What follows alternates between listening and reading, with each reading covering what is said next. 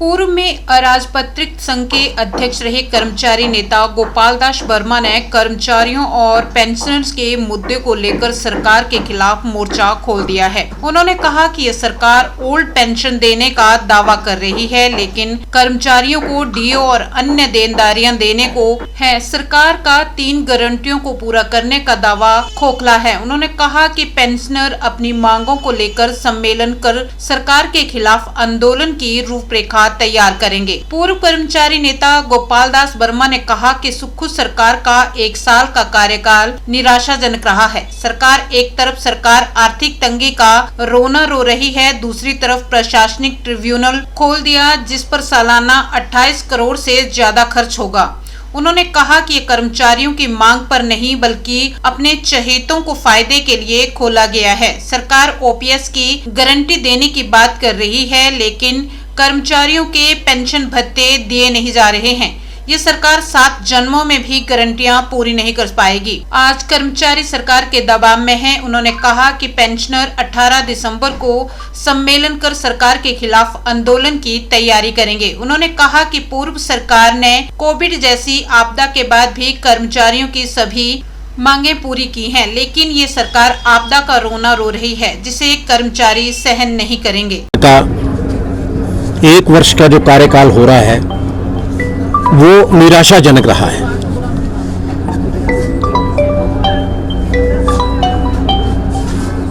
वो निराशाजनक रहा है क्योंकि इन 1 वर्ष के दौरान कर्मचारियों, पेंशनरों, मजदूरों, बेरोजगारों के साथ अन्याय हुआ है। जो वायदे विधानसभा चुनाव के दौरान कांग्रेस पार्टी ने किए थे वो एक भी लागू नहीं हुआ है। सरकार कह रही है कि हमने गारंटियां लागू कर दी हैं, कोई गारंटी लागू नहीं हुई है। आप देखिए, जो सरकार कह रही है कि ओपीएस हमने लागू कर दिया है, ठीक, अच्छी बात है, लागू कर दिया है, पर एक बात सुनिए, धरातल पे तो कुछ भी नहीं है। जो इन 1 सालों में एनपीएस के तहत जो ओपीएस जिन कर्मचारियों को मिला, आप बताइए, ग्रेजुटी उनको नहीं मिली, लीव एंड कैशमेंट उनको नहीं मिली, कम्यूटेशन उनको नहीं मिली, तो कहां लागू हो गया? बताइए, सरकार बताइए इस बात को। ऐसे झूठ और फरेब की राजनीति हिमाचल प्रदेश में नहीं चलेगी, क्योंकि कांग्रेस पार्टी को यह हमेशा रहा है कि झूठ और फरेब की राजनीति से सत्ता में आते हैं और फिर बाद में मुकर जाते हैं। 2012 में भी वीरभद्र सिंह की जब सरकार आई थी, उससे पहले कांग्रेस पार्टी ने कहा था कि प्रदेश के बेरोजगारों को बेरोजगारी भत्ता देंगे, हर घर से 1 नौकरी देंगे, परंतु कुछ नहीं मिला। और आज सरकार ने इन विधानसभा चुनाव से पहले 10 गारंटियां दी, 10 में से कोई लागू नहीं हुई है। आप देखिए कि इससे बेटर तो जयराम सरकार थी। जयराम सरकार ने अपने कार्यकाल के दौरान कर्मचारियों को वेतनमान, 6ठा वेतनमान लागू किया और 50-50 हजार कर्मचारियों को एरियर दिया। हर वर्ष, हर महीने जो डीए मिलता था वो दिया। इसके अलावा मैं और कहना चाहता हूं कि जयराम सरकार ने प्रदेश के जो कर्मचारी हैं, पेंशनर हैं, उनको जो है मेडिकल रिवर्समेंट का पैसा भी हर महीने दिया। आज आप देखिए, 1 साल को होने को जा रहा है और जो मेडिकल रिवर्समेंट का पैसा ना कर्मचारियों को मिला ना पेंशनों को मिला। पेंशन बेचारे ऐसे कि कुछ तो स्वर्ग से हार गए, अपना इलाज नहीं कर पाए, और कम से कम आज 30 करोड़ के जो पेंडिंग बिल पड़े हैं मेडिकल रिवर्समेंट के डिपार्टमेंट के अंदर।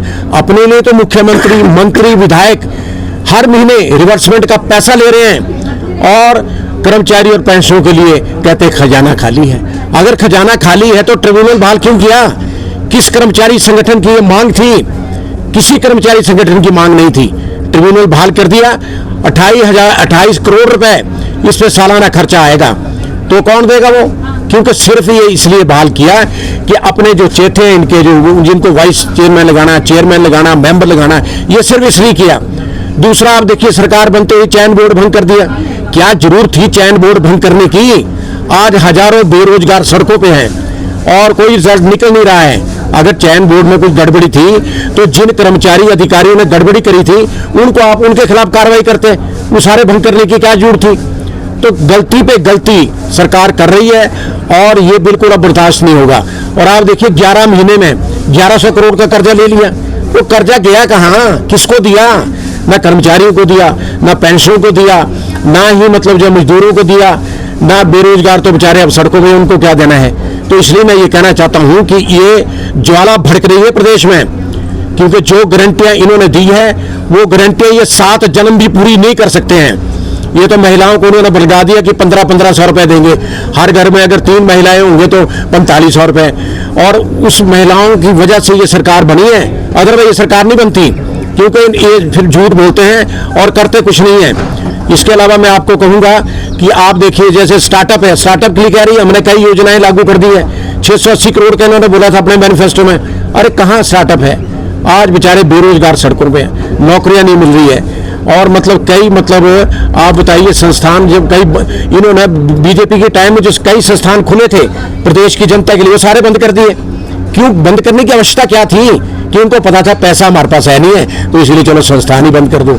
देखिए जी, बात यह है हिमाचल प्रदेश में कर्मचारी और पेंशन के जो नेता हैं आज, वो कोई नहीं बोल रहे। क्या कारण है? क्या कारण है कि सरकार के खिलाफ क्यों नहीं बोल रहे? क्या दिया सरकार ने? कुछ नहीं दिया सरकार ने। मैंने पहले कहा कि जयराम ने फिर भी 5 सालों में अच्छा काम किया और कर्मचारी पेंशन को जो है लाभ उन्होंने दिए हैं। आज कर्जा भी ले रहे हैं, कर्मचारी को कुछ नहीं मिल रहा है। मैं ये कह रहा हूं कि 17 तारीख को हमने पालमपुर में पेंशन की महासम्मेलन रखा है। उस महासम्मेलन में जो है अगली जो रणनीति है उसको तय करेंगे कि सरकार के खिलाफ हमने आंदोलन करना है। बिना आंदोलन से ये मानने वाले नहीं है और कर्मचारियों को कुछ मिलने वाला नहीं है। इसके अलावा मैं आप और कहना चाहता हूँ, नए वेतनमान तो लागू हुए, परंतु आप बताइए भत्तों के बारे में कोई नहीं बोल रहा। जैसे आवास भत्ता बढ़ना चाहिए था, जैसे राजधानी भत्ता बढ़ना चाहिए था, जनजातीय भत्ता बढ़ना चाहिए था, शीतकालीन भत्ता बढ़ना चाहिए था, उसके बारे में तो सरकार बिल्कुल उसके बारे में तो सोच ही नहीं रही है। और मुख्यमंत्री का कार्यालय तो ऐसा है कि अगर इनको पत्र लिखो मिलने के लिए तो 6-6 महीने तक जवाब ही नहीं आता है।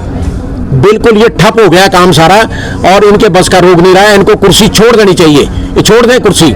आज ये कहते हैं कि चलो हिमाचल प्रदेश में आपदा आई है। अरे 2-3 जिलों को छोड़ करके कहाँ आपदा आई है? इससे ज्यादा आपदा तो कोविड के दौरान आई।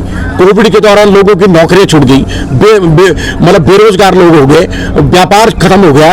और मतलब आप बताइए कि उस टाइम भी जयराम ने अच्छा काम किया, उस टाइम भी कर्मचारियों को डीए मिलता रहा और सुविधाएं मिलती रही, मेडिकल रिवर्समेंट का पैसा मिलता रहा।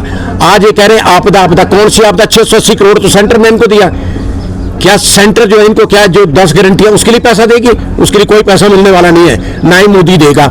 और आप बताइए कि ये सिर्फ अपनी ऐश परस्ती कर रहे हैं। जब इनको ये पता था विधानसभा चुनाव से पहले कि भैया 75,000 करोड़ रुपए कर्जे में डूबी है ये सरकार, अब आज जयराम को दोष दे रहे हैं। 45,000 करोड़ तो वीरभद्र सिंह ने कर्जा लिया, और उस टाइम तो ऐशोराम राजा ठाट बाट चल रहा था सारा कार्यक्रम। तो जयराम ने तो फिर भी विकास का कार्य किया, परंतु आज जो स्थिति है प्रदेश की वो बिल्कुल ही जीरो है।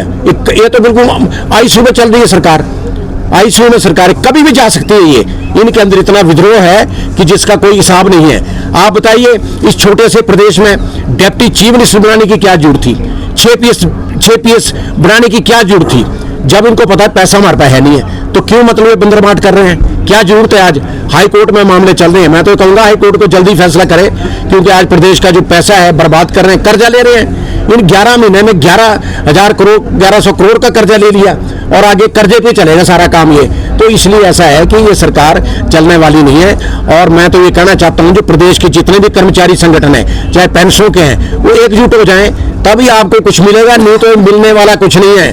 ना एरियर मिलना, ना 12% डीए मिलना, क्योंकि डीए 12% हो गया, जनवरी में जो है 16% हो जाएगा। तो कहां देगी सरकार? तो कह रही है 4 साल बाद देखेंगे। अरे 4 साल बाद क्या देखना? 4 साल बाद तुम रहोगे कुर्सी पे, तब करोगे ना, जब तुमने कुर्सी पे नहीं रहना। आज 1 साल में इतना विद्रोह हो गया पूरे प्रदेश में, प्रदेश की जनता जो कह रही है।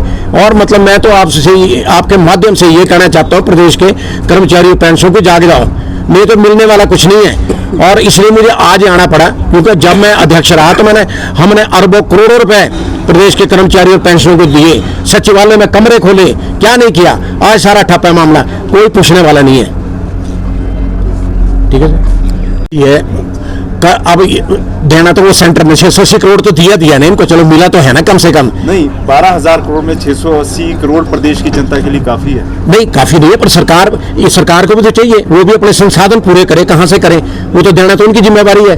बिल्कुल आज सरकार से मांग की जा रही है, तो आप भी क्या मांग नहीं, हमने तो मांग मैंने पहले कभी प्रेस कॉन्फ्रेंस नहीं की 1 साल में, आज पहली बारी कर रहा हूं। हम तो ये कह रहे हैं नरेंद्र मोदी से कि ठीक है, इनको जितना चाहिए उतना दे दो, कोई कमी ना रखो किसी बात में, ताकि कल को ये कहने वाले ना बने। और जिनके मकान टूटे हैं, जिनकी जमीनें बही हैं, दे दो आप डट के। वो दे भी रहे तो 200 करोड़ रुपए उन्होंने सड़कों को दिया है, और भी दे देंगे। आज मैं भी यही मांग करता हूं कि दे इनको, ताकि इनकी बोलती बंद हो जाए, क्योंकि झूठ की राजनीति करते हैं, झूठा प्रचार करते हैं। और आप देखिए, चाहे डिप्टी चीफ मिनिस्टर है, चाहे चीफ मिनिस्टर है, सब झूठ बोल रहे हैं कि हमने वो कर दिया, वो कर दिया। कुछ नहीं किया। ये 1500 महिलाओं को दे नहीं सकते, ये ओपीएस लागू नहीं कर सकते, ये 300 यूनिट बिजली नहीं दे सकते, ये गोबर और मतलब जो दूध है ये ले नहीं सकते, कुछ नहीं कर सकते। ये खाली ये सिर्फ अपने लिए सब कुछ कर रहे हैं, अपने लिए सारी बातें फैसिलिटी कर रहे हैं, प्रदेश की जनता के लिए कुछ नहीं कर रहे हैं। मैं तो आज ये कह रहा हूँ, आज से मैंने ये दौरा पूरे प्रदेश में करूंगा, लोकसभा चुनाव तक ये दौरा जारी रहेगा। अगर ये नहीं करेंगे तो 4 सीटें हार जाएगी कांग्रेस। मुख्यमंत्री कह रहे हैं आपदा नहीं है, इससे बेटर, इससे ज्यादा आपदा तो कोविड के दौरान थी। जयराम ने अच्छा चलाया, जो अच्छा काम करेगा उसकी तारीफ होगी, और जो गलत करेगा उसका विरोध होगा। कर्मचारी और जो पेंशनर है अभी तक खामोश है, क्या लगता है? का दबाव है, कोई बदली से बेचारा डरता है, कोई दूसरे संसाधनों से डरता, डर तो है ना सरकार का। नहीं तो आप बताइए, और रोष इतना भारी है प्रदेश में कि जिसका कोई अंत नहीं है। आज जिनको मेडिकल रिवर्समेंट का पैसा नहीं मिला पेंशन को, उनमें दर्जनों लोग स्वर्ग से हार गए। आप बताइए क्या काहे की सरकार है, जब स्वास्थ्य सेवाओं में ये पैसा नहीं दे सकती तो इनको कुर्सी छोड़ देनी चाहिए, छोड़े कुर्सी। देखिए बात ये सारी अपने लिए तो करोड़ों रुपए खर्च कर रहे हैं स्वास्थ्य साहब पे। आप देखो, मतलब मेरा कहने का मैं तो आपसे प्रेस के माध्यम से कहना चाह रहा हूं, इनको एक बार और यार सुधर जाओ, हवा में बातें ना करो और जमीन पे आके बात करो। मेरी 72 साल की उम्र हो गई है, मैंने डॉक्टर परमार से आज तक सारे मुख्यमंत्री देखे, लड़ाइयां भी बड़ी लड़ी, सब कुछ किया, और लड़ाइयों का खमियाजा में मुझे भुगतना पड़ा। मैं भुगता हूं उसका खमियाजा, मैं जानता हूं, परंतु जो सच्चाई होती है उसको मैं बोलता हूं, जनता के सामने बोलता हूं, प्रेस के सामने बोलता हूं। आज मुझे इसलिए उठना पड़ा 1 साल बाद, ये तो हो ही कुछ नहीं रहा है, तो उनकी तारीफ काहे की है? हमने तो ये कहा था, ये सुखू मेरे सामने, छोटा शिमला में रहता था, ब्रॉकॉस में, इनके जो फादर थे वो ड्राइवर थे, ये टाइप 2 में रहता था, मैं टाइप 3 में रहता था, ये तो बच्चा था हमारे सामने। काउंसलर के इलेक्शन हमने इसको जिताए, और ये ठीक है, ये बेचारा कर रहा है कोशिश, ऐसी मैं ये भी नहीं कह रहा हूं कि नहीं कर रहा, कर रहा है कुछ, परंतु बीच में इसकी टांग खींचने वाले बहुत है पार्टी के अंदर, सरकार के अंदर, इसको चलने का मौका नहीं दे रहे हैं ये। तो इसलिए मेरा तो यही है, सुखविंदर सुक्खू जी, आप अपने दिमाग से काम करो, सेंटर से भी तालमेल रखो, पैसा ले आओ, और प्रदेश के कर्मचारियों और पेंशनरों को जो बकाया है उसको तुरंत